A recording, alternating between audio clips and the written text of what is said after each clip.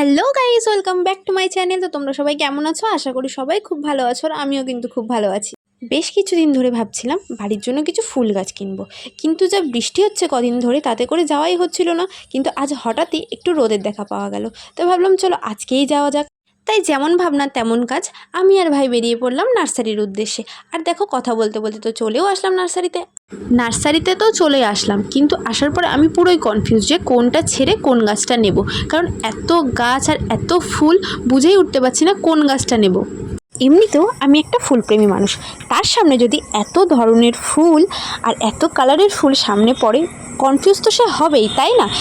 এত কালারের ফুল আর এত এত গাছ দেখে ইচ্ছা তো করছে সব কটা গাছ নিয়ে নিই, কিন্তু সব গাছ নেওয়াটা তো পসিবল না।